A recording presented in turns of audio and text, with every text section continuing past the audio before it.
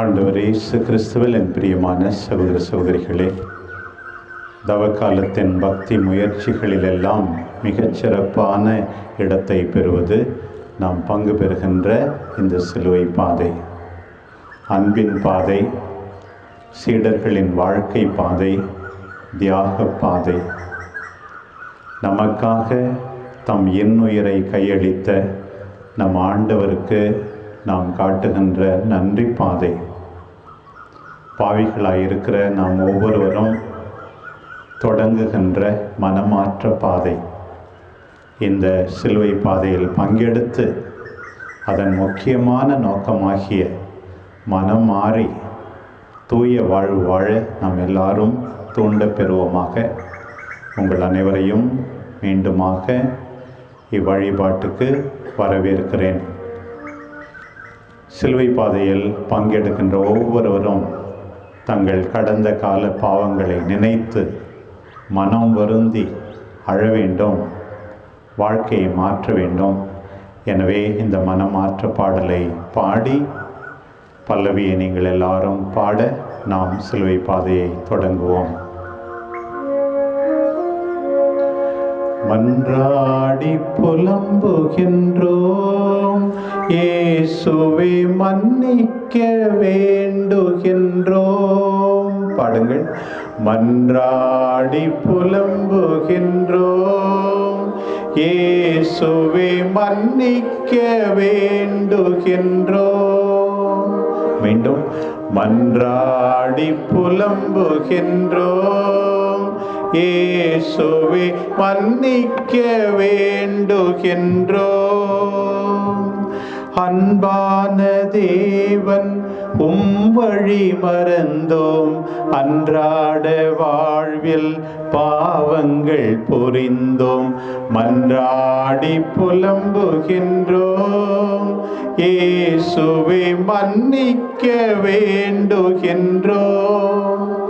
அருளின் கடலே உம்மையே மறந்தோம், ஆயிரம் பிழைகள் உளமாற புரிந்தோம். மன்றாடி புலம்புகின்றோம், இயேசுவை மன்னிக்க வேண்டுகின்றோம். ஐயா உன் பொன்மொழி அடிமைகள் மறந்தோம், பொய்மொழி புகழும் தீமைகள் புரிந்தோம். மன்றாடி புலம்புகின்றோம், இயேசுவை மன்னிக்க வேண்டுகின்றோம். அருளாட்சி அளிக்கும் நின் அழைப்பினை மறந்தோம், நரகினை பெறத்தகும் கொடுமைகள் புரிந்தோம்.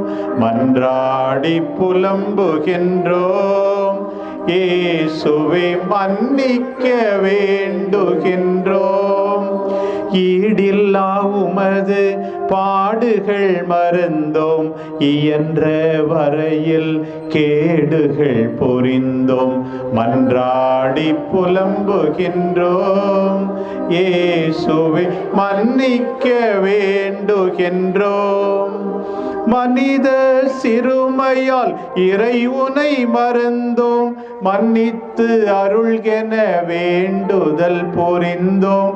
மன்றாடி புலம்புகின்றோம், இயேசுவை மன்னிக்க வேண்டுகின்றோம். மன்றாடி புலம்புகின்றோம், இயேசுவை மன்னிக்க வேண்டுகின்றோம். எல்லாம் வல்ல இறைவனிடமும் சகோதர சகோதரிகளிடமும் நான் பாவி என்று ஏற்றுக்கொள்கிறேன். ஏனெனில் என் சிந்தையாலும் சொல்லாலும் செயலாலும் கடமையில் தவறியதால் பாவங்கள் பல செய்தேன். என் பாவமே, என் பாவமே, என் பெரும் பாவமே. ஆகையால் எப்பொழுதும் கல்யாண வானத்தூதர் புனித அனைவரையும் சகோதர சகோதரிகளை நம் தேவனாகிய ஆண்டவரிடம் எனக்காக வேண்டிக் கொள்ளும். எல்லாம் வல்ல இறைவன் நம் மீது இரக்கம் வைத்து நம் பாவங்களை மன்னித்து நம்மை நிலையான வாழ்வுக்கு அழைத்து செல்வாராக. பிரியமானவர்களே, இன்றைய சிலுவை பாதை முழுவதிலும் ஆண்டவர் இயேசுவே நம்மோடு பேசுகிறார். அவருடைய பாடுகளின் வேதனையின் வெளியீட்டை நாம் கேட்டு மனம் திரும்புவோம். இதயங்களை அவருக்காக திறந்து வைத்திருப்போம். பாடுகளின் முதல் நிலைக்கு செல்வோம்.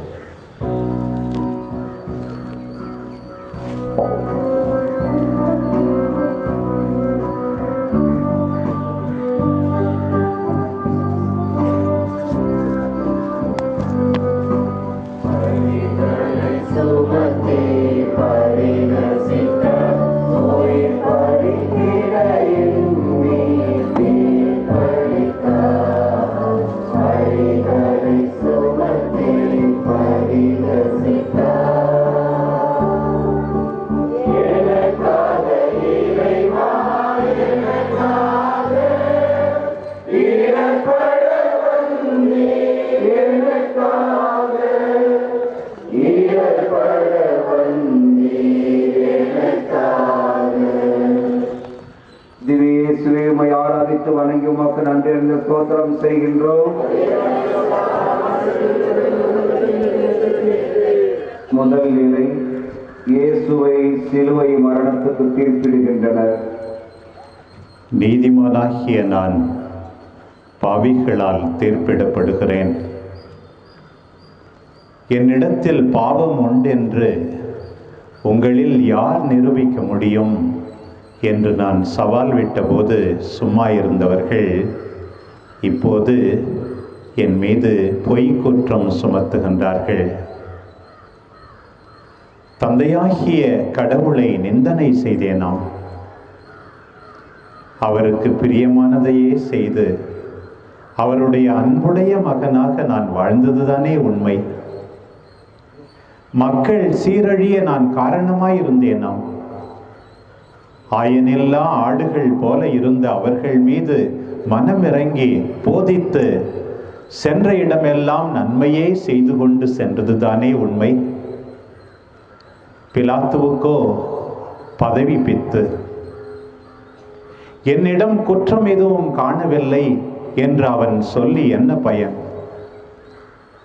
அந்த நீதிமானின் காரியத்தில் தலையிட வேண்டாம் என்று அவன் மனைவி எச்சரித்தாரே. தலையிடாமல் இருப்பது போல கை கழுவிவிட்டால் போதுமா? தலையிட்டு நேர்மையாளர்களை காப்பாற்ற வேண்டியது பொறுப்பில் உள்ளவர்களின் கடமை இல்லையா?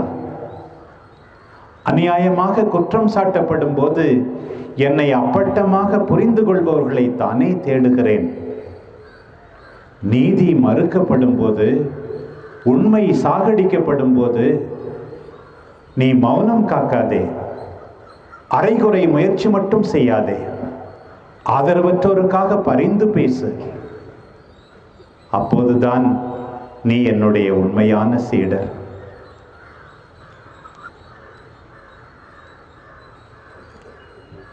பரலோகத்தில் இருக்கேன். விண்ணுலகில் இருக்கிற எங்கள் தந்தையே, உமது பெயர் தூயதென போற்றப் பெறுக. உமது ஆட்சி வருக. உமது திருவுளம் விண்ணுலகில் நிறைவேறுவது போல மண்ணுலகில் நிறைவேறுக.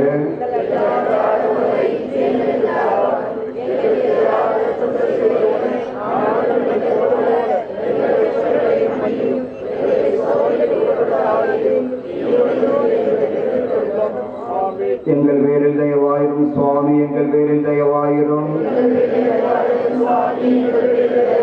மரித்த விசுவாசிகளின் ஆன்மாக்கள் இறைவனின் இரக்கத்தினால் நித்திய சமாதானத்தில் இளைப்பாற கடவன.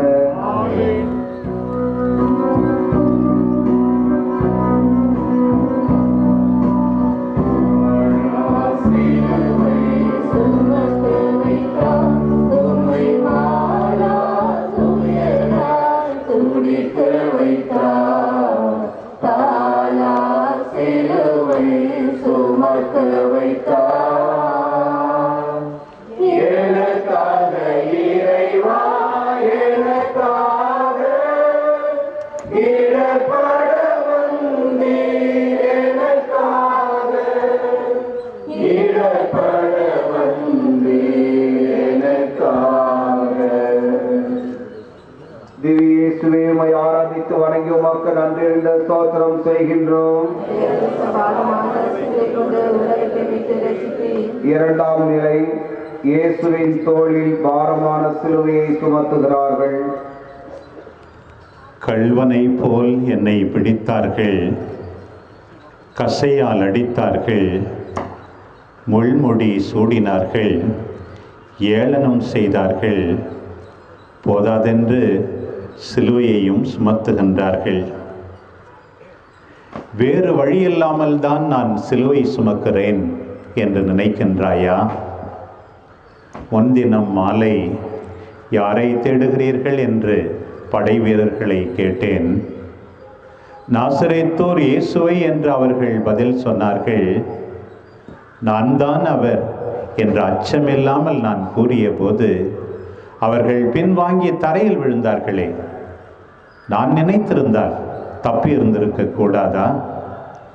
என் தந்தையை கேட்டிருந்தால் 12,000 பெரும் படைப்பிரிவுகளை அனுப்பி என்னை காக்காமலா இருந்திருப்பார். வேறு வழியில்லாமல் அல்ல, நானே மனமுவந்து சிலுவையை சுமக்கின்றேன். நல்ல ஆயன் நான் என் நாடுகளுக்காக என் உயிரையே கொடுக்க தயாராகிவிட்டேன். அன்று மட்டுமல்ல, இதோ உங்கள் நடுவிலே தொடர்ந்து சிலுவையை சுமக்கின்றேன். நான் ஊனமுற்ற அந்த குழந்தையை வாழ்நாள் முழுவதும் கனிவோடு சுமந்து காக்கின்றாளே அந்த தாய், அவர் நான் தான். விதவையான தன் சகோதரியை அரவணைத்து அடைக்கலம் கொடுக்கின்றானே, அவன் நான் தான். படுத்த படுக்கையாக கிடக்கும் பெற்றோர்களை பாசத்தோடு பராமரிக்கின்றார்களே, அவர்கள் நான் தான். இந்த சுமைகளை எல்லாம் உதறிவிட்டு ஓடிவிட நினைக்காமல் மகிழ்ச்சியோடு நீ சுமக்கும் போதெல்லாம் நீ என்னைத்தான் பிரதிபலிக்கின்றாய்.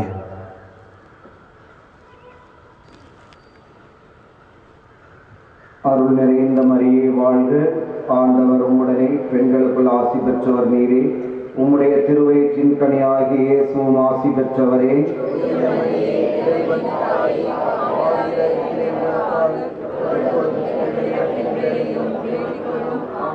எங்கள் பேரில் தயவாயிரும் சுவாமி, எங்கள் பேரில் தயவாயிரும். மரித்த விசுவாசிகளின் ஆன்மாக்கள் இறைவனின் இரக்கத்தினால் நித்திய சமாதானத்தில் இறைப்பார கடவுள. சிலுவையை உயர்த்தி பிடிப்போம்.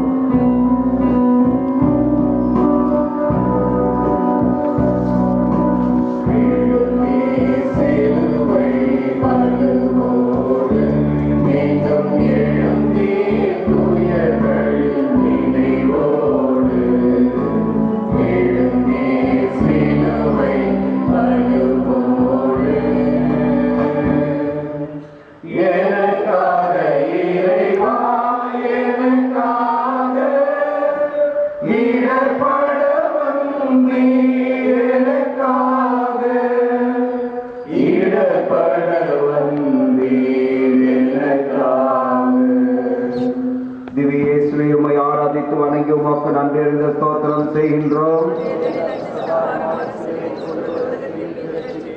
மூன்றாம் ஸ்தலம், இயேசு சிலுவையின் பாரத்தால் முதல் முறை தரையில் விழுகின்றார்.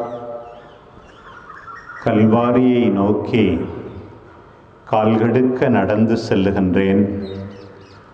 உண்ணவில்லை, உறங்கவில்லை, சோர்வு, பாரம் தாங்காமல் கீழே விழுகின்றேன். திமிர்வாதக்காரனை நடக்கச் சொன்னேன். ஆழ்கடலின் மீது நடக்க பேதுருவை பணித்தேன். ஆனால் நானே கால் இடறி கண்ணொளி மங்கி கீழே விழுகின்றேன். என் வலுவின்மையை சிலுவையின் கீழ் ஏற்றுக்கொள்ளுகிறேன். கடவுள் தன்மையில் விளங்கிய நான் மனிதருக்கு ஒப்பானேன். என்னையே வெறுமையாக்குகிறேன். அடிமையின் வடிவை ஏற்கிறேன். சிலுவை சாவை ஏற்கும் அளவுக்கு கீழ்ப்படிந்து என்னையே தாழ்த்தி கொள்ளுகிறேன். செல்வச் செழிப்பில் இருந்தும் உனக்காக ஏழையானேன். சீடர்களின் பாதங்களை கழுவினேன். பணிவிடை பெற தேடாமல் பணிவிடை புரிந்தேன். உன் அன்றாட வாழ்விலே நீ எப்படி இருக்கிறாய்?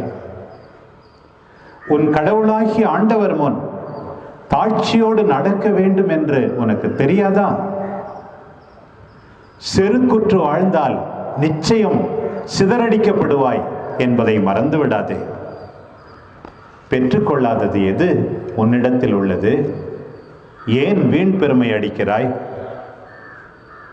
தாழ்வுற்று நொறுங்கிய உள்ளமே எனக்கு ஏற்புடைய பள்ளி. இருதயத்தில் தாட்சியும் சாந்தமும் உள்ள என்னிடமிருந்து என்றிலிருந்தாவது கற்றுக்கொள்ள மாட்டாயா?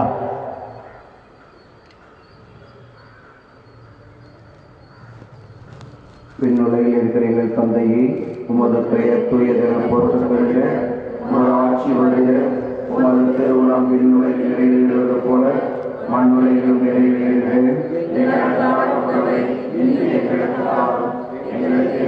குற்றம் செய்வோரை நாங்கள் மன்னிப்பது போல எங்கள் குற்றங்களை மன்னியும்.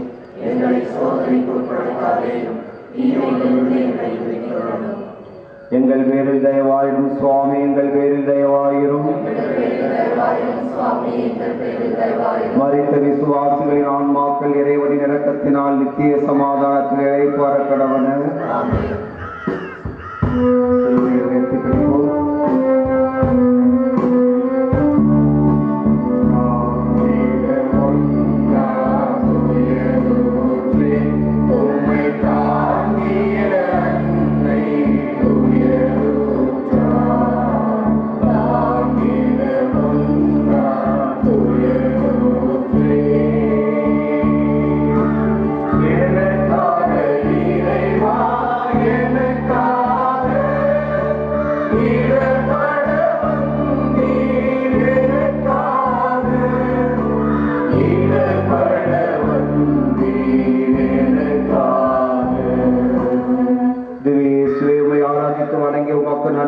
ஸ்தோத்திரம் செய்கின்றோம்.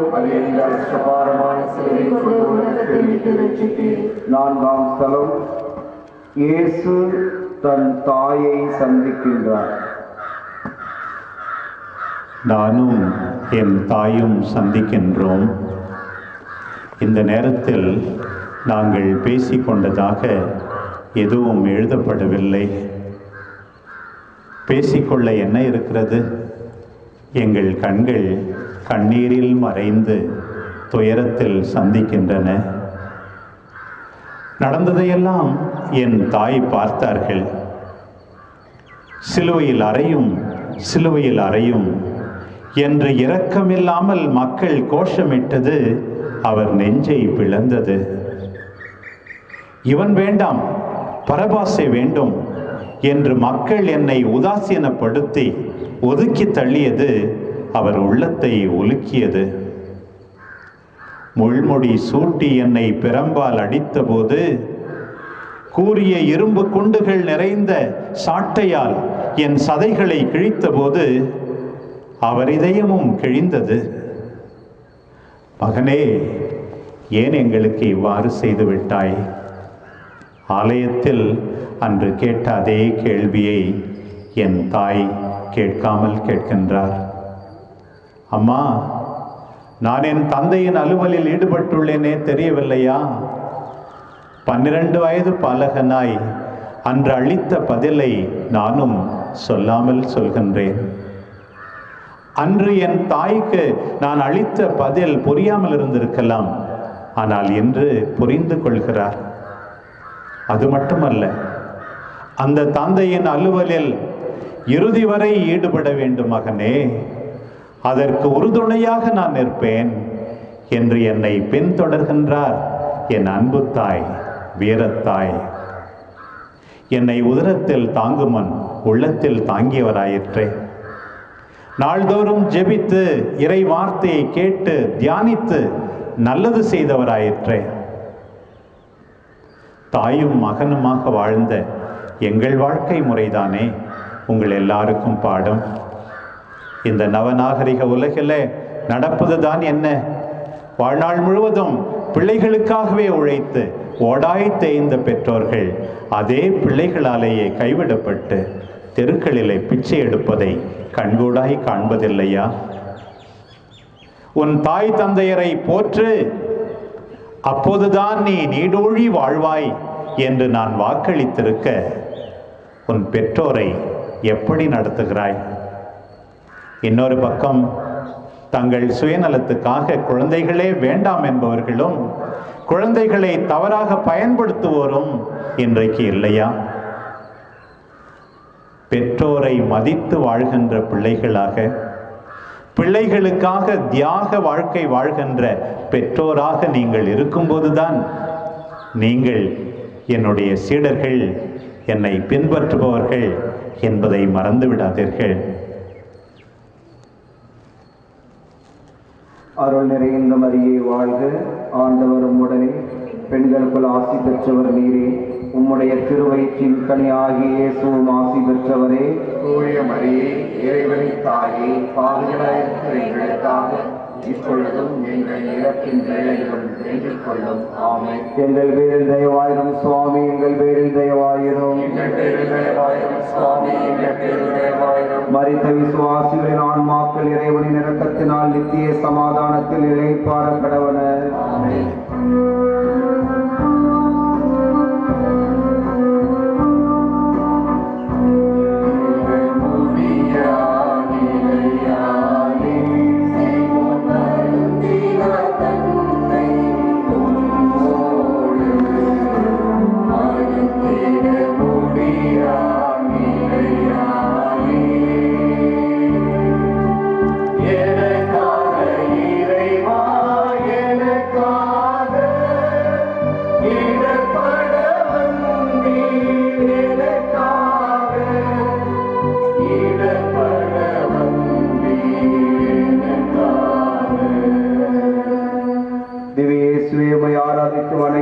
நன்றியறிந்த ஸ்தோத்திரம் செய்கின்றோம். ஐந்தாம் ஸ்தலம், சிரேனி ஓரானாகிய சீமோன் இயேசுவின் சிலுவையை சுமக்க துணை புரிகிறார். என் நடை தளர்ந்து விட்டது, மிகவும் பலவீனமாக இருக்கிறேன், என் உடலில் சக்தி இல்லை. படை வீரர்களுக்கு ஒரு பயம், நான் வழியிலேயே இறந்துவிட்டால், சிலுவையில் அறைந்து நான் கொல்லப்பட வேண்டும் என்ற தண்டனை தீர்ப்பை நிறைவேற்ற முடியாமல் போய்விடுமோ என்ற கவலை. உம்மோடு சிறையிடப்படுவதற்கும் ஏன் சாவதற்கும் நான் தயாராக இருக்கிறேன் என்று சூளுரைத்த என் சீடர்கள் எவரும் அருகில் இல்லை. வயலிலிருந்து வீடு திரும்பிக் கொண்டிருந்த சீமோன், அவரை கட்டாயப்படுத்துகின்றனர் போர் வீரர்கள். அவர்கள் தாங்கிய ஈட்டியும் சாட்டையும் சீமோனை அச்சுறுத்துகின்றன. தொடக்கத்தில் உடலால் மட்டும் சிலுவையை சுமந்தவர் என்னுடைய அளவற்ற அன்பை பார்த்து, பொறுமையை பார்த்து உள்ளத்தாலும் சுமக்க தொடங்குகின்றார். ஏன் பின்னாளில் அவருடைய பிள்ளைகள் அலெக்சாண்டர், ரூஃபஸ் கூட என்னை ஏற்றுக்கொண்டார்களே, நான் எதிர்கொண்டு வந்திருந்தாலும் தான் சிலுவையை சுமந்திருந்திருப்பேன் என்று நினைக்கின்றாயா? உடலிலும் உள்ளத்திலும் ஓயாமல் வேதனைப்படுகின்ற எத்தனையோ பேர் உன் அருகில் இல்லையா? அவர்களின் சுமையை குறைக்க கூடாதா?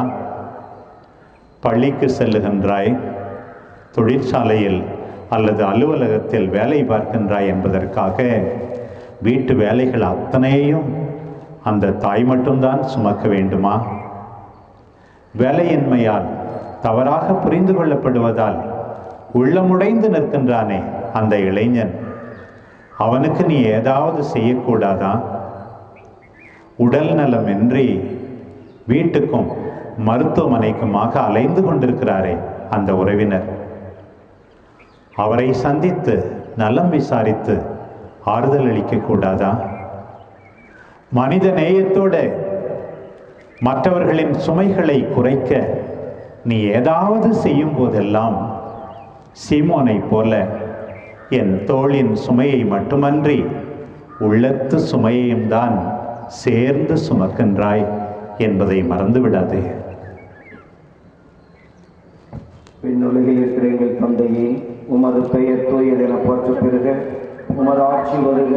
உமது திருவுளம் விண்ணுலகில் நிறைவேறுவது போல மண்ணுலகில் நிறைவேறுக. எங்கள் அன்றாட உணவை இன்று எங்களுக்கு தாரும். எங்களுக்கு எதிராக குற்றம் செய்வோரை நாங்கள் மன்னிப்பது போல எங்கள் குற்றங்களை மன்னியும். எங்களை சோதனைக்கு உட்படுத்தாதையும் தீமையிலிருந்து எங்களை விடுவித்தருளும். எங்கள் பேரில் தயவாயிரும் சுவாமி, எங்கள் பேரில் தயவாயிரும். சுவாமி, எங்கள் பேரில் தயவாயிரும். மரித்த விசுவாசிகளின் ஆன்மாக்கள் இறைவனின் இரக்கத்தினால் நித்திய சமாதானத்தில் இளைப்பாற கடவன. உங்கள் கைகளில் உள்ள சிலுவைகளை உயர்த்தி பிடியுங்கள்.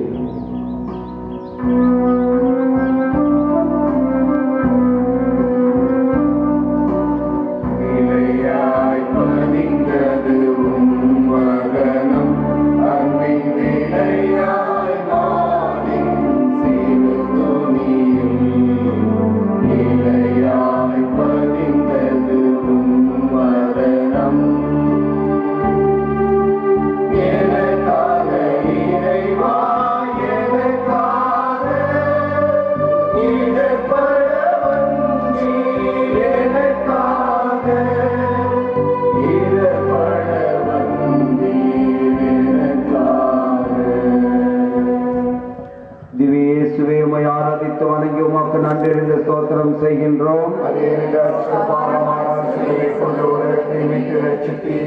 ஆறாம் ஸ்தலம், வெரோனிக்கமால் இயேசுவின் முகத்தை துடைக்கின்றாள். அன்பார்ந்தவர்களே, சிலுவை பாதையில் அருகில் இருப்பவர்கள் தயவு செய்து முழந்தால் படியிட்டு தியானிப்போம். என் முகமெல்லாம் இரத்தம், எச்சில், வியர்வை, வீதியின் தூசி. எசாயா கூறியது போல என்னிடம் அழகோ அமைப்போ இல்லை, மனித சாயலே இல்லை என்னும் அளவுக்கு உருக்குலைந்து விட்டேன். சீமோனை போல சிலுவையை சுமக்கும் அளவுக்கு வெரோனிக்காவுக்கு உடலில் பலமில்லாமல் இருந்திருக்கலாம். ஆனால் உள்ளத்தில் பலம் இருந்தது. என் மீது கொண்ட அன்பு பெருக்கால் மனத்துணிவுடன் என்னை பிரமிக்க வைக்கின்றார். கூட்டத்தையோ போர் வீரர்களையோ பொருட்படுத்தாமல் ஒரு துணியை எடுத்து என் முகத்தை துடைக்கிறார். அவரின் அன்புக்கு தலை வணங்குகிறேன். நன்றியாக அத்துணியில் என் முகத்தை பதிக்கின்றேன். எத்தனையோ பேர் என்னை பார்த்தார்கள், வெரோனிக்கா மட்டும்தான் என்னை உற்று பார்த்தார். என் தேவையை உணர்ந்தார். நீயும் தான் பார்க்கின்றாய், தேவையில் இருக்கின்ற உன் சகோதர சகோதரிகளை உற்று பார்க்கின்றாயா? அவர்கள் கண்ணீரை கண்டும் சும்மா இருக்கின்றாயா? ஏழை லாசர் தன் அருகிலேயே இருந்தும் அவனை கண்டுகொள்ளாதிருந்து எரிநரகத்துக்கு உள்ளான அந்த பணக்காரனுடைய நிலை உனக்கு வேண்டாம். விலகிச் சென்ற குருவாகவும் லேவியனாகவும் இல்லாமல் இறக்கப்பட்டு உயிர் பிச்சை எந்த நல்ல சமாரியனாக வாழத்தானே உன்னை அழைக்கிறேன். பசித்திருப்பவனும் தாகமாயிருப்பவனும் ஆடையின்றி இருப்பவனும் நோயுற்று இருப்பவனும் சிறையிலே வாடுபவனும் நான் தான். இவர்களுக்கு நீ ஏதாவது செய்யும் போதெல்லாம் எனக்குத்தான் செய்கிறாய் என்பதை மறவாதே.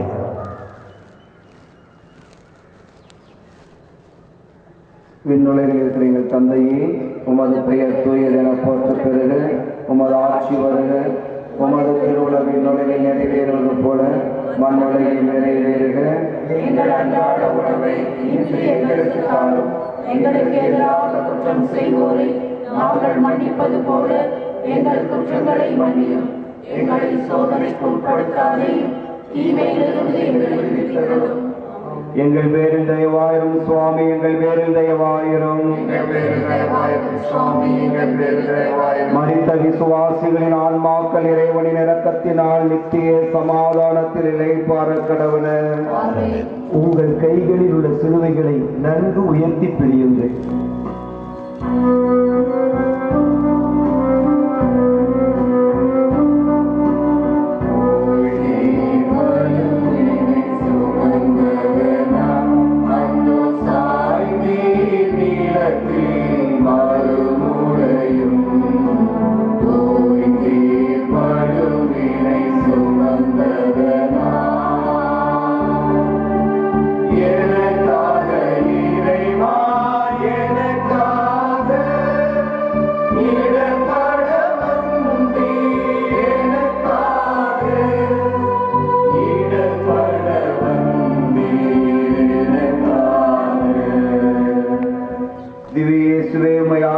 வணங்கி உமக்கு நன்றிருந்த ஸ்தோத்திரம் செய்கின்றோம்.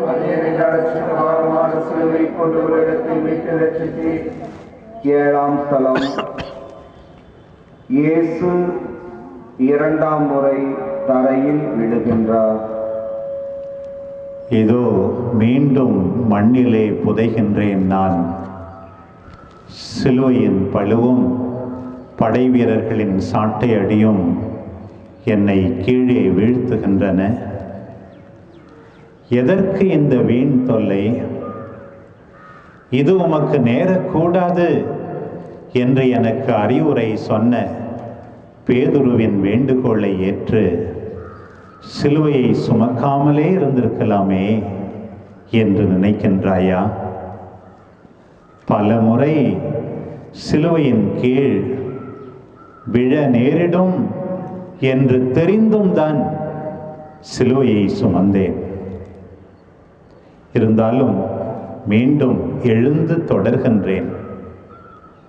என் விடாமுயற்சியை கண்டு பாவிக்க மாட்டாயா? நீ எப்படி இருக்கிறாய்? நீயோ குடும்ப வாழ்விலும் சரி, மற்ற வேலைகளிலும் சரி நன்றாக தொடங்குகிறாய். ஆனால் மிக மோசமாக முடிக்கிறாயே. தொடக்கத்தில் இருந்த அன்பு இன்றும் இருக்கின்றதா? தட்பமாகவும் வெப்பமாகவும் இல்லாமல் பல நேரங்களில் வெதுவெதுப்பாகத்தானே உன் வாழ்க்கையை கழிக்கின்றாய். என் வார்த்தையை கேட்கும்போது மகிழ்ச்சியோடு ஏற்றுக்கொள்கிறாய்.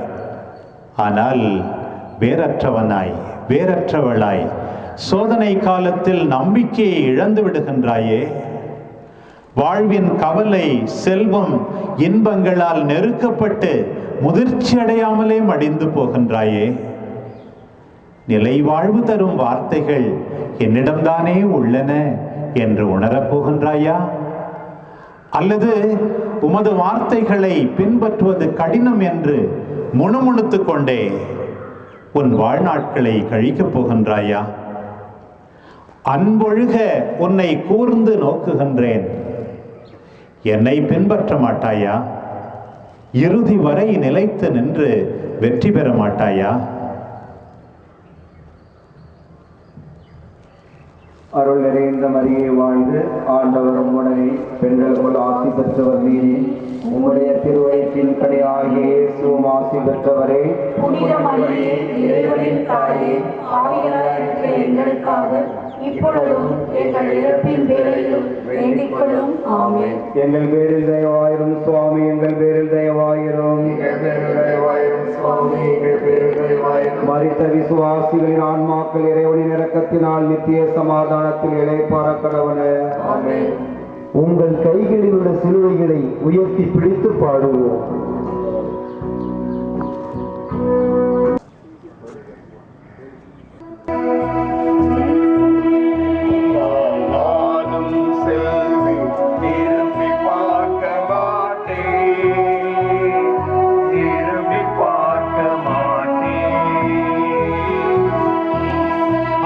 எப்போ வருவாங்க? அங்க அவங்க படிக்கும்போது வந்துடுவாங்க சார்.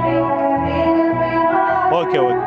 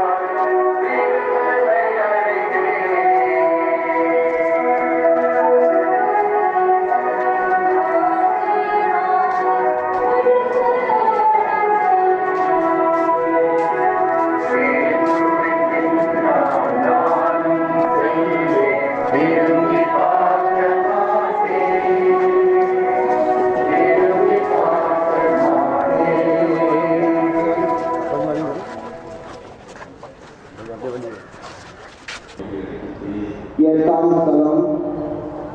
எருசலேம் மகளிருக்கு இயேசு ஆறுதல் கூறுகிறார். அழுபவர்களே, நீங்கள் பேறு பெற்றவர்கள், ஏனெனில் ஆறுதல் பெறுவீர்கள் என்று போதித்தேன். பாவம் தவிர மற்ற அனைத்திலும் உங்களோடு ஒன்றாகிய நான் என் பணிவாழ்வினோடே பலமுறை அழுதேன். என் நண்பன் லாசரின் கல்லறையில் கண்ணீர் விட்டேன். மனமாற்றத்திற்கு நான் அழைத்த போது எருசலேம் நகர மக்கள் செவி சாய்க்காததால் அவர்களுக்காக அழுதேன். இப்போது இரங்கத்தக்க என் நிலையை கண்டு எருசலேம் பெண்கள் கண்ணீர் வடிக்கின்றார்கள். நான் வாழ்ந்த காலத்தில் பெண்கள் என்னை அதிகமாக பகைத்து கொள்ளவில்லை. ஆண்கள்தான் என்னை சொல்ல ஒண்ணா துயரத்துக்கு ஆளாக்கினார்கள். என் பாதத்தில் அமர்ந்து என் வார்த்தையை கேட்ட மரியா,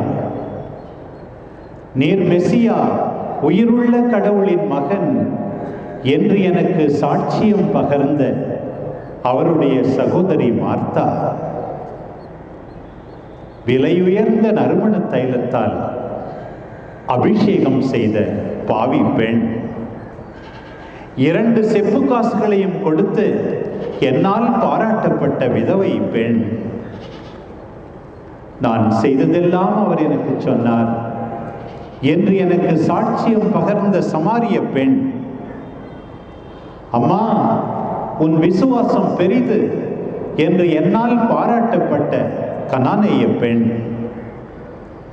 தன்னிடம் உள்ளதெல்லாம் வைத்து எனக்கு பணிவிடை புரிந்த மரிய மதலேனா, தங்கள் குழந்தைகளை நான் ஆசீர்வதிக்க வேண்டும் என்று என்னிடம் கொண்டு வந்த தாய்மார்கள், இவர்கள் எல்லாரை விட என் அன்பு தாய் மரியா ஆக எல்லா பெண்களுமே என்னில் பற்றும் பாசமும் தான் வைத்திருந்தார்கள்.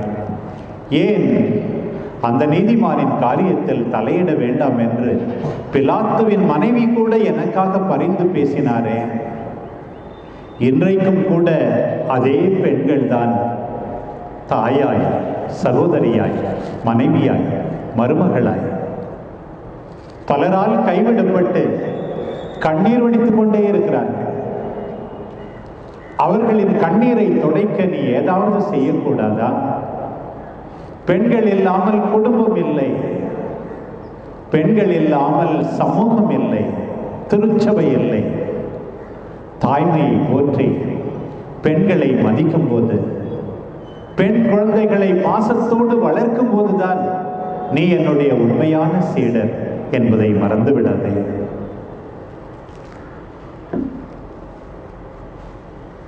அருள் நிறைந்த மரியே வாழ்க, ஆண்டவர் உடனே பெண்களுக்கு ஆசி பெற்றவர் நீரே, உம்முடைய திருவயிற்றின் கனியாகிய இயேசுவும் ஆசி பெற்றவரே.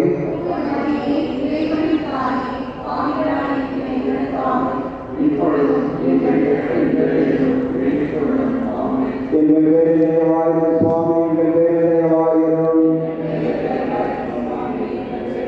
மறுத்த விசுவாசியின் ஆன்மாக்கள் இறைவன் இரக்கத்தினால் நித்திய சமாதானத்தில் இளைப்பாற கடவுள, உங்கள் கையில் உள்ள சிறுவை உயர்த்தி பிடித்து பாடுவோம்.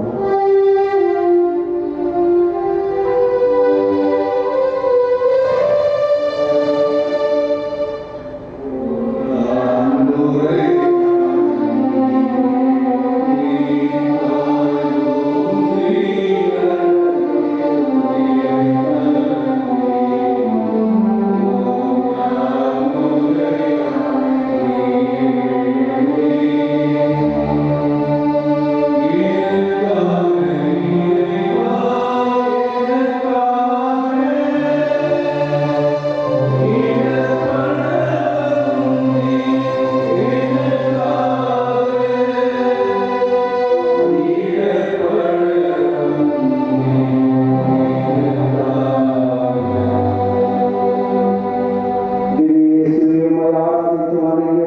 நன்றியை ஸ்தோத்திரம் செய்கின்றோம்.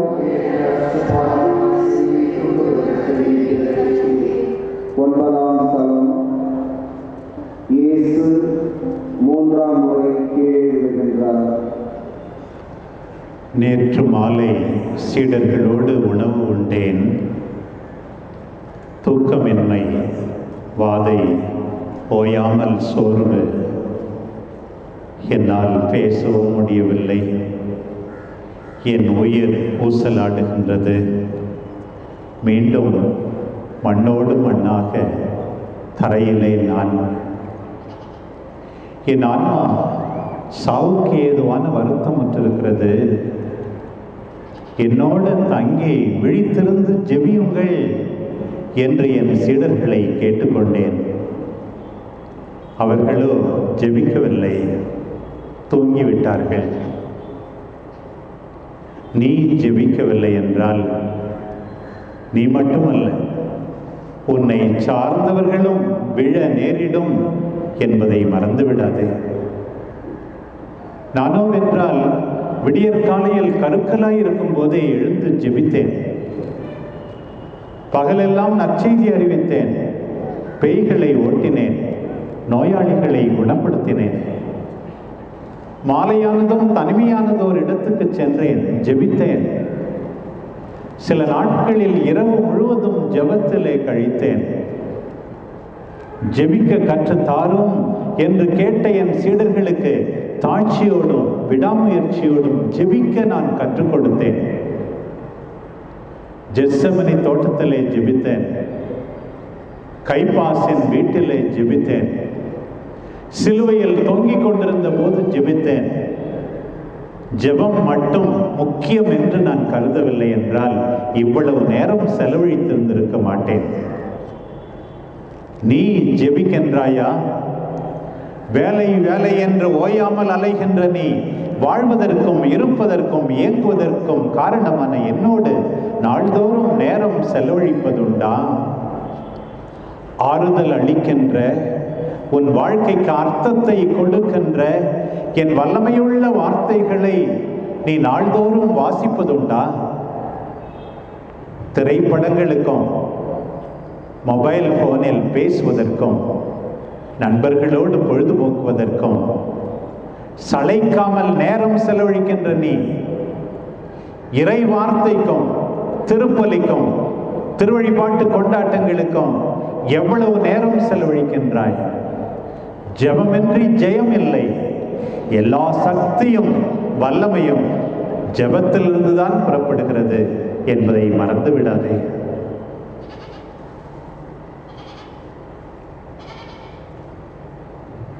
அருள்மரியே வாழ்க, ஆண்டவர் உம்முடைய பெண்களுக்கு ஆசி பெற்றவர் நீரே. உம்முடைய திருவயிற்றின் கனி ஆகிய இயேசுவும் ஆசி பெற்றவரே.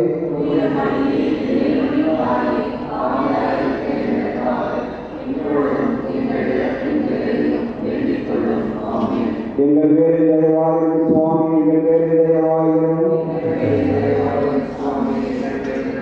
மருத்த விசுவாசியின் ஆன்மாக்கள் இறைவனின் இரக்கத்தினால் நித்திய சமாதானத்தில் இறைப்பார கடவுள. உங்கள் சிலுவைகளை உயர்த்தி பிடித்து பாடுவோம்.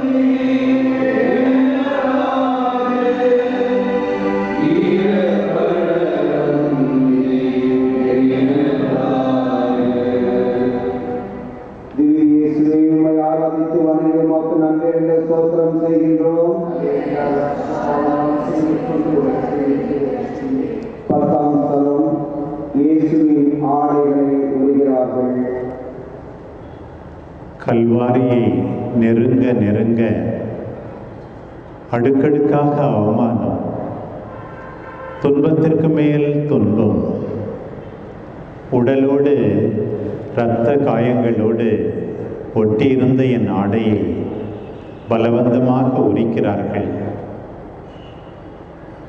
சிலுவையில் அறையப்பட வேண்டும் என்றால் ஓர் அடிமையாக மாற வேண்டும். அடிமை ஒருவனுக்கு ஆடை ஒரு கேடா என்கிறார்கள். என் ஆடையை இழந்து கூனி குறுகி நிற்கிறேன். மதிப்பெல்லாம் இழந்து விட்டது போல தோன்றுகிறது. ஆனால் மனிதர் தரும் மகிமையை நான் விரும்புவதில்லை. என் தந்தைக்கு பிரியமானதையே செய்து அவரால் மதிக்கப்படவே விரும்புகிறேன். நீயும் மதிக்கப்படவே விரும்புகிறாய். உன் தன்மானத்துக்கு தலை குனிவு நேரக்கூடாது என்றுதான் ஆசைப்படுகிறாய். ஆனால் எது உண்மையான மரியாதை, மதிப்பு? என் வார்த்தையில் ஊன்றி நின்று அதன்படி வாழ்வதுதானே உண்மையான மதிப்பு. உன்னிடம்தான் எத்தனை முகமூடிகள், பொன்னும் பொருளும் உடையும் உறைவிடமும் உன் மதிப்பை உயர்த்துவதாக வீண் பெருமை கொள்கிறாயே. நீ பயன்படுத்துகின்ற வாகனமும் நீ இருக்கின்ற வீடும் உன் மதிப்பை உயர்த்துவதில்லை. வெள்ளையடிக்கப்பட்ட கல்லறையாக வாழ்ந்து கொண்டிருக்காதே. போலியை தேடி தேடி ஓடி உன் வாழ்வை விரயமாக்காதே. நான் மனிதர் பார்ப்பது போல பார்ப்பதில்லை. மனிதர் முகத்தை மட்டும் பார்க்கின்றனர், வெளி தோற்றத்தை மட்டும் பார்க்கின்றனர். நானோ உள்ளத்தை ஊடுருவி காண்கிறேன் என்பதை மறந்து விடாதே.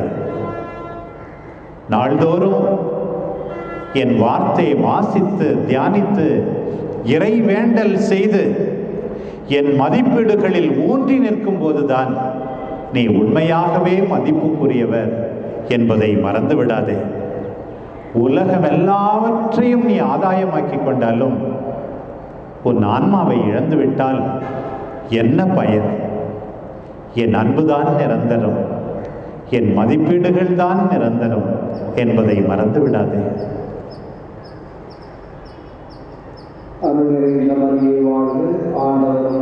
பெண்களுக்கு ஆசி பெற்றவர்களே, உம்முடைய திருவயிற்றில் கனியாகிய இயேசுவும் ஆசி பெற்றவரே.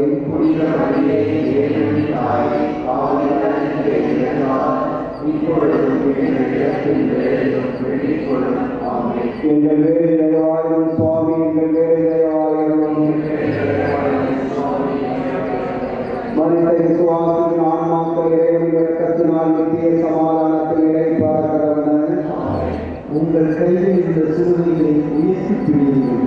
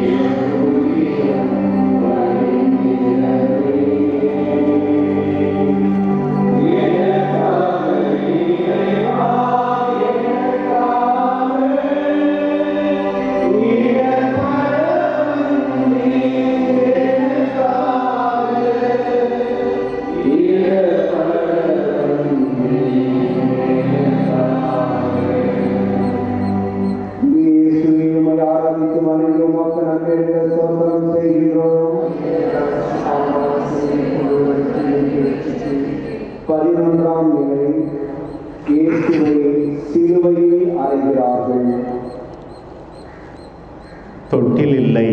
நான் பிறக்கும்போது போதுமான போர்வை இல்லை.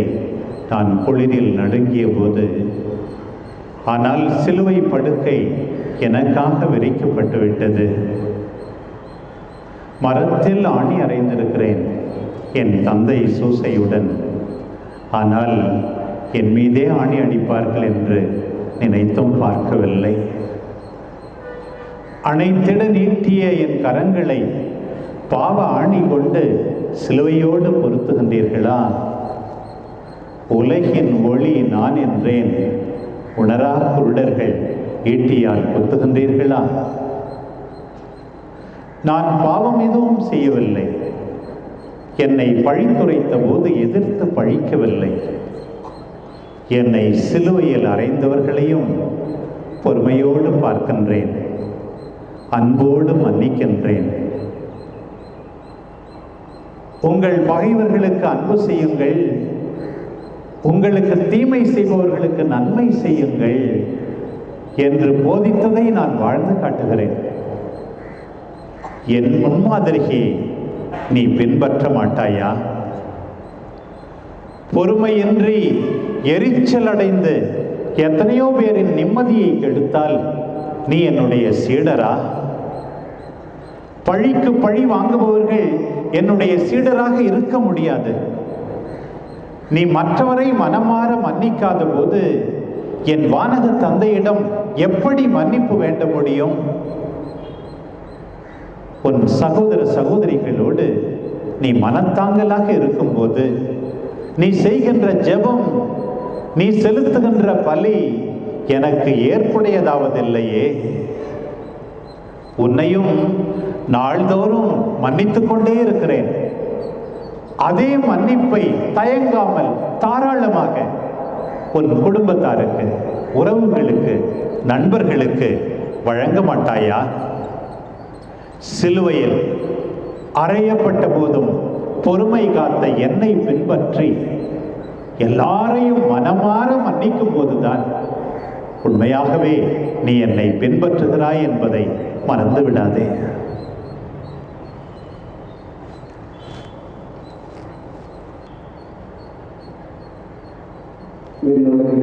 தந்தையே, உமது பெயர் தூயதென போற்றப்பெறுக. உமது ஆட்சி வருக. உமது திருவுளம் விண்ணுலகில் நிறைவேறுவது போல மண்ணுலகில் நிறைவேறுக.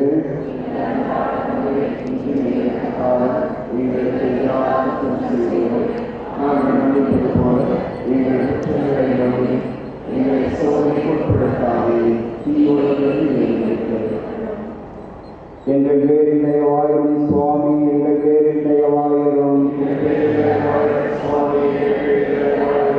மரித்த விசுவாசிகளின் ஆன்மாக்கள் இறைவன் இரக்கத்தினால் நித்திய சமாதானத்தில் இழைப்பார கடவுள்.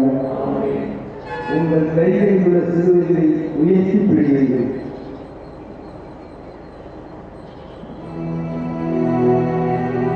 பாடலின் 3.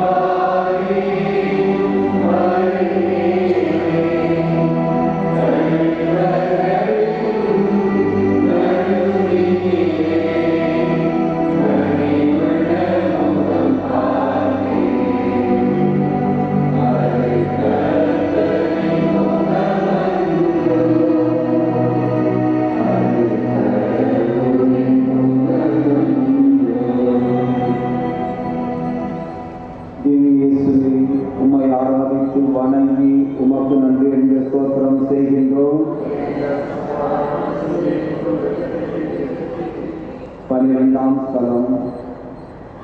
இயேசு சிலுவையில் உயிர் விடுகிறார். இதுவரை சிலுவையை நான் சுமந்து வந்தேன். இப்போது சிலுவையே என்னை சுமந்து நிற்கிறது. விண்ணிலிருந்து மண்ணிற்கு வந்தேன்.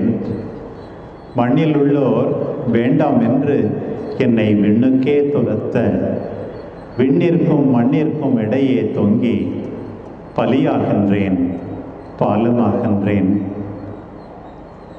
இறுதி வரை என்னை பின்தொடர்ந்து வந்த அன்பு சீடர் யோவானை பார்க்கிறேன். இதோ உன் தாய் என்று சொல்லி உங்கள் எல்லாருக்கும் தாயாக என் தாயை அவரிடம் ஒப்படைக்கிறேன். இதோ உன் மகன் என்று என் தாயிடம் சொல்லி பெத்லெஹேமில் என்னை பெற்றெடுத்த தாய்க்கு கல்வாரியிலே உங்களை பிள்ளைகளாக கொடுக்கிறேன். எல்லாராலும் கைவிடப்பட்ட நிலை என் தந்தையும் மௌனம் காப்பது போல இருக்கிறது. ஏலோயி ஏலோயி லாமா சபக்தானி, என் கடவுளே என் கடவுளே ஏன் என்னை கைவிட்டீர் என்று அவரிடம்தான் கூக்குரல் இடுகிறேன். அந்த நேரத்திலும் என்னை மக்கள் நிம்மதியாக சாக விடவில்லை. ஆலயத்தை இடித்து 3 நாளில் கட்டுபவனே, சிலுவையில் இருந்து கீழே இறங்கி வா என்றெல்லாம் கேலி செய்கிறார்கள். சந்தன மரம் தன்னை வெட்டும் கோடாரியை கூட மனம் கமழச் செய்யுமே, அதே போல என்னை நோக்கி சுடு சொற்களை வீசுபவர்களை கூட மன்னிக்கும்படி, தந்தையே இவர்கள் தாங்கள் செய்வது என்னதென்று அறியாமல் செய்கிறார்கள், இவர்களை மன்னியும் என்கிறேன். அந்த நேரத்தில் கூட எனக்காக பரிந்து பேச கள்வன் ஒருவன் இருந்தான்.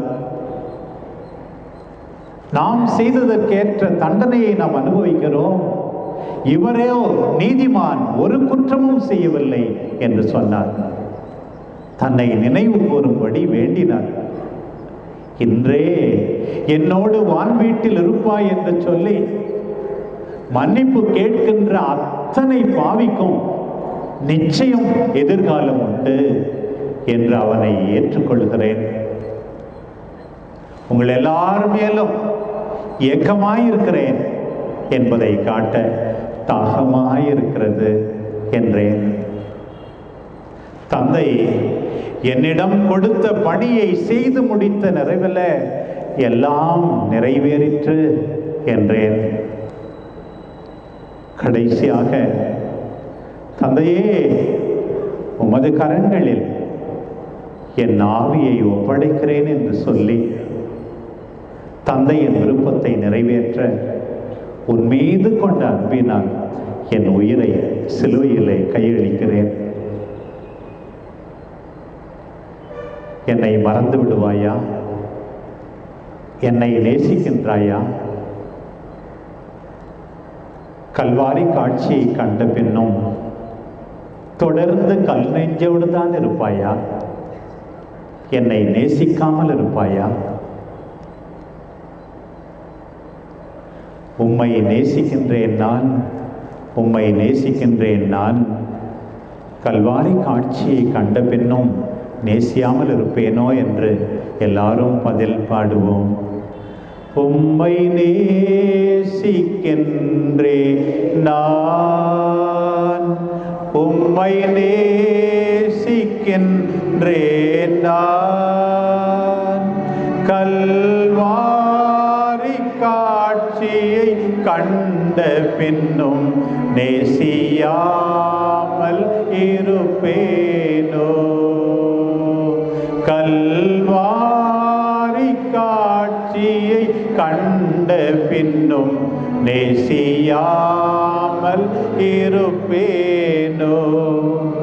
வானும் பூமி படைத்திருந்தும் பாடினேன் உன்னை இழந்ததினால். தேடி மீட்டிட பிதா அனுப்பினதால் ஓடி வந்தேன் மானிடனாய். உம்மை நேசிக்கின்றேன் நான், உம்மை நேசிக்கின்றேன் நான். கல்வாரி காட்சியை கண்ட பின்னும் நேசியாமல் இருப்பேனோ. கல்வாரி காட்சியை கண்ட பின்னும் நேசியாமல் இருப்பேனோ. தந்தையே, உமது பெயர் போற்றப்பெறுக, உமது ஆட்சி வருக, உமது திருவுளம் என்னுடைய நிறைவேறுவது போல மண்ணுலகிலும் நிறைவேறுக.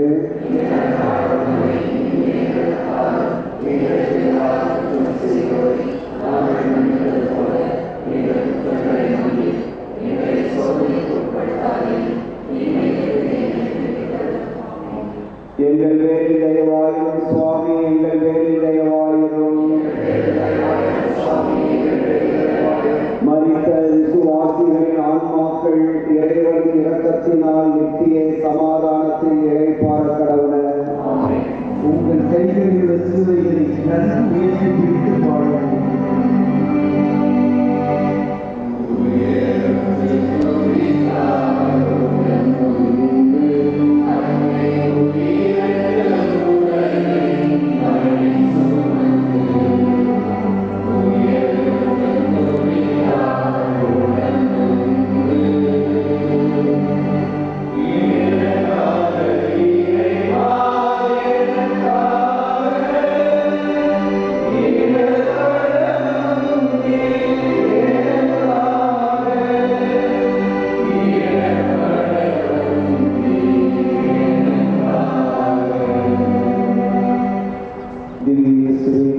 உம்மை ஆராதித்து வணங்கி உமக்கு நன்றி என்ற ஸ்தோத்திரம் செய்கின்றோம்.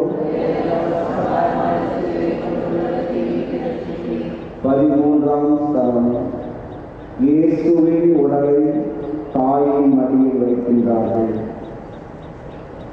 நயீன் நகரத்து விதவை தன் ஒரே மகனை இழந்து கண்ணீர் வடித்த போது அவரின் கண்ணீர் கண்டு நானும் கலங்கினேன். தன் ஒரே மகனான என்னை பறிகொடுத்து தவிக்கும் என் தாயின் கண்ணீர் கண்டும் உன் உள்ளம் உருகவில்லையா? தாயிருக்க பிள்ளை சாகும் சங்கடங்கள் கொஞ்சமோ? இவ்வழியாய் நடந்து செல்வோரே, உங்களுக்கு கவலை இல்லையா? அனைவரும் ஒற்று பாருங்கள், எனக்கு வந்துற்ற துயரம் போல் வேறெந்த துயரும் உண்டோ என்று கூப்பிடுகின்றாளே, கேட்கவில்லையா? விபத்திலோ நோயுற்றோ தன் பல பிள்ளைகளில் ஒன்று இறந்துவிட்டால் கூட எந்த தாயாலும் தாங்க முடிவதில்லை. அதிலும் தன் ஒரே மகனான என்னை அநியாயமாக பறிகொடுத்த என் தாயின் துயரம் உன் உள்ளத்தை தொடவில்லையா? பெத்லெஹேமில் குழந்தையாய் பிறந்தபோது முதலாக என் கண்கள் பார்த்தது என் அன்பு தாயைத்தான்.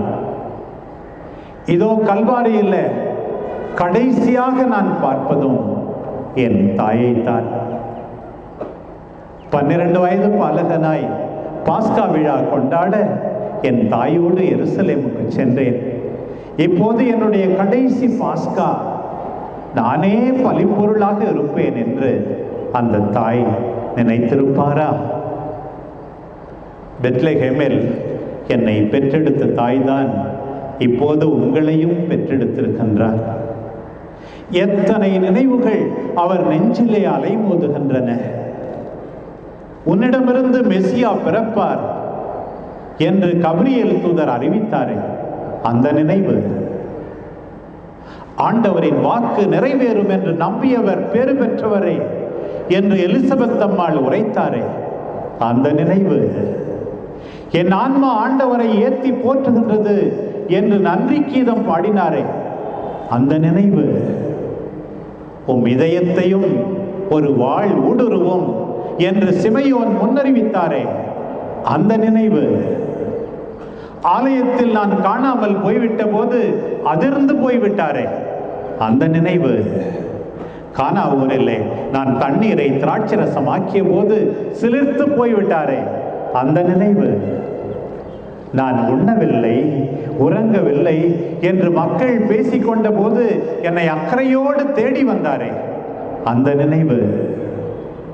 இவை எல்லாவற்றை விட அவரிடம் ஓங்கி இருக்கிற நினைவு, என் மகன் சொல்வது போல நீங்கள் செய்யுங்கள் என்பதுதானே, நீ மனமாற வேண்டுமே என்பதுதானே.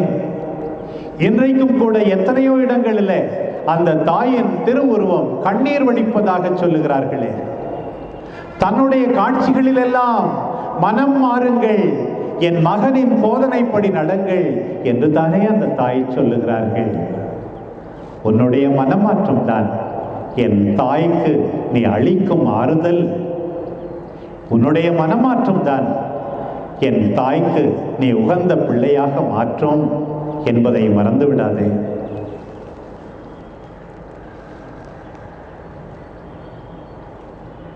அருள் நிறைந்த மரியே வாழ்க, ஆண்டவர் உம்முடனே, பெண்களுக்குள் ஆசி பெற்றவர் நீரே, உம்முடைய திருவயிற்றின் கனியாகிய இயேசுவும் ஆசி பெற்றவரே.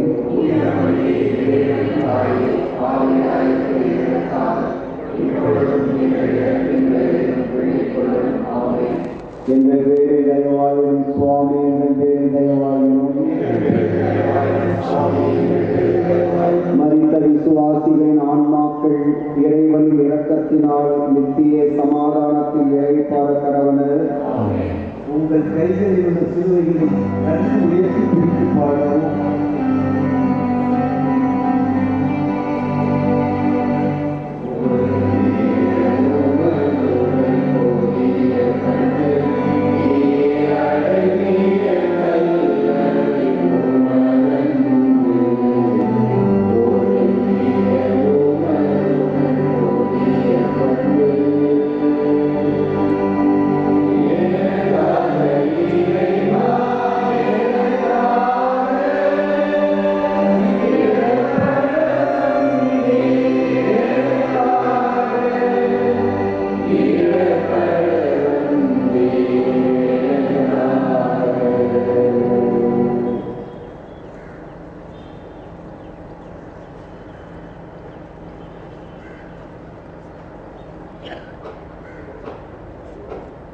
திவ்யேசுவே, உம்மை ஆராதித்து வணங்கி உமக்கு நன்றி என்று ஸ்தோத்திரம் செய்கின்றோம். 14ஆம் நிலை. இயேசுவை கல்லறையில் அடக்கம் செய்கின்றனர். தனிமையாய் துன்புற்றேன், உயிர் பிரிந்த என் உடலும் ஒரு விதத்திலே கேட்பாரற்று கிடக்கின்றது. அநியாயமாய் கொல்லப்பட்ட என் உறவினர் ஸ்நாபக அருளப்பரின் உடலை அடக்கம் செய்ய அவருடைய சீடர்கள் விரைந்து சென்றார்கள். அவர்களுக்கு இருந்த தைரியம் கூட என் சீடர்களுக்கு இல்லாமல் போனது. கடைசியாக அரிமத்தேயாவூர் சூசை, அன்றொரு நாள் இரவில் என்னை பார்க்க வந்த நிக்கதேம், மரியமதலை நாள் மற்றும் சில பெண்கள், அவர்கள்தான் என் மீது அன்பு காட்டி என் உடலை அடக்கம் செய்தார்கள். என் உடலை புதைத்தாலும் என் மதிப்பீடுகளை புதைத்துவிட முடியாது. தர்மத்தின் வாழ்வுதனை சூது கவும், ஆனால் நிச்சயம் இறுதியில் தர்மம்தான் வெல்லும். என் இறப்பு உன் இறப்பை நினைவுபடுத்தட்டும். நல்லோர் பலரின் சாவு அவர்களை சவப்பெட்டியோடு மூடி வைத்து விட முடியாது. மரித்தாலும் நான் இன்று மக்கள் மனங்களில் வாழ்ந்து கொண்டுதான் இருக்கிறேன். எனக்காக தங்கள் பச்சிளம் உயிரை கொடுத்த மாசில்லா குழந்தைகள், ஆண்டாண்டு காலமாக உண்மைக்காக, நீதிக்காக, மனித நேயத்துக்காக உயிர் கொடுத்த எத்தனையோ நல்லோரின் சாவு அவர்களை சவப்பெட்டியோடு மூடி வைத்து விடவில்லை. உன்னுடைய சூழல் இல்லை, உன்னுடைய குழந்தைகளுக்காக, பெற்றோருக்காக, சகோதர சகோதரிகளுக்காக, தேவையில் இருக்கின்ற அத்தனை பேருக்காக நீ தியாக வாழ்க்கை வாழும்போது நீ ஒருபோதும் மறக்கப்படுவதே இல்லை. தொடர்ந்து வாழ்ந்து கொண்டேதான் இருக்கிறாய். அதற்கேற்ப உன் வாழ்க்கையை அமைத்துக் கொள்ள மாட்டாயா?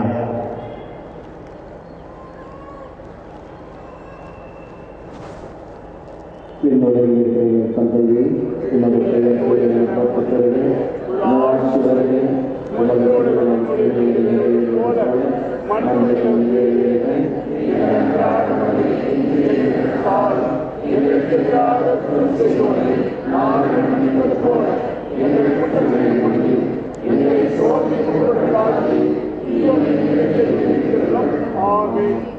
எங்கள் பேரில் தயவாயிரும் சுவாமி, எங்கள் பேரில் தயவாயிரும். மரித்த விசுவாசிகளின் ஆன்மாக்கள் இறைவனின் இரக்கத்தினால் நித்திய சமாதானத்தில் இழைப்பாட கடவுள.